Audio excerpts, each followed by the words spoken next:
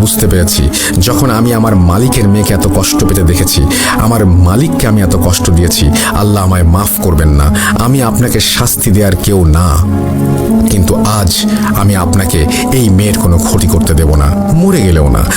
আমি একবার বেঈমানি করেছি, আর করতে পারবো না।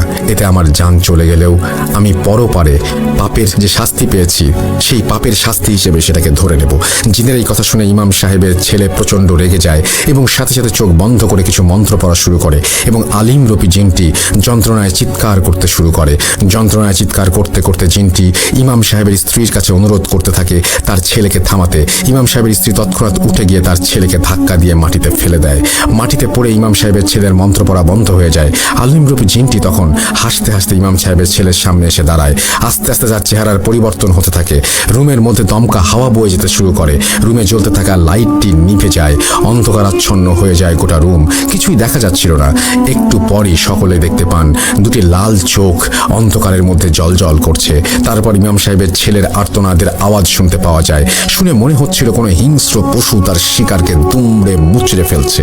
হাড় ভাঙার কটকট আওয়াজ পাওয়া যাচ্ছিল। কিছুক্ষণ পর ইমাম সাহেবের স্ত্রী সেই জিনের কণ্ঠ শুনতে পান। জিনটি তাকে বলে, এই রুমের কোনো কোনায় একটি শিশির ভেতরে আতর রাখা হয়েছে। এই শিশির আতরের গন্ধ শুকিয়ে দিলে তার মেয়ে ভালো হয়ে যাবে। এরপর সবকিছু শান্ত হয়ে যায়। ঘরের আলো জ্বলে ওঠে। ঘরের আলো জ্বলে উঠলে সবাই দেখতে পায় ইমাম সাহেবের ছেলে মাটিতে পড়ে আছে।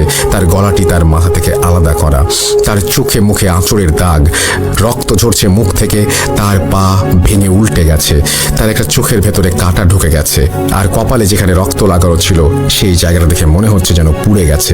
এসব দেখে ইমাম সাহেবের স্ত্রী হাউমাউ করে কাঁদতে থাকেন। যত কিছুই হোক, তার নিজের ছেলের লাশ তিনি কখনোই এভাবে দেখতে চাননি। আর ছেলের নিথর দেহের পাশে পড়ে আছে কুচকুচে কালো একটি বিড়ালের মৃতদেহ, আর সেই আলেমের অজ্ঞান দেহ। বিড়ালটির চোখ থেকে পানি পড়ছে, তার জিভ সম্পূর্ণ বেরিয়ে আছে, তার পায়ে লেগে আছে রক্ত। ইমাম সাহেবের স্ত্রী রুমের কোনায় একটি আতরের শিশি খুঁজে পান এবং সেই আতরের শিশি মেয়ের কাছে ধরতেই তার মেয়ে সম্পূর্ণ সুস্থ হয়ে যায়। এরপর ইমাম সাহেব ওই আলেমের সাহায্য নিয়ে লাশ এবং বিড়ালটিকে নিয়ে বাড়ি চলে আসেন। এত সব জানাজানি হলে তাদের অনেক ক্ষতি হতে পারে, এই ভেবে ইমাম সাহেবের স্ত্রী আলেমকে জানাজা পড়িয়ে লাশ দাফনের ব্যবস্থা করার জন্য অনুনয় বিনিময় করতে থাকেন। আলেম তার কথা মতো তার ছেলের লাশের জানাজা পড়ান আর দাফন করার ব্যবস্থা করেন এবং মৃত বিড়ালটির লাশ ইমাম সাহেবের কবরের পাশে দাফন করে দেন। এরপর খুব দ্রুত তারা সব জমিজমা বিক্রি করে সেখান থেকে চলে যান। পরবর্তীতে তাদের কারো আর কোনো খোঁজ পাওয়া যায়নি। ঘটনাটি আলেম ব্যক্তিটি আমার খালার স্বামী, মানে আমার খালু হন। খালু খালাকে সব বলেছিলেন আর কাউকে বলতে মানা করেছিলেন। খালু মারা গেছেন 2 বছর আগে, তাই আমার বন্ধুর বাবা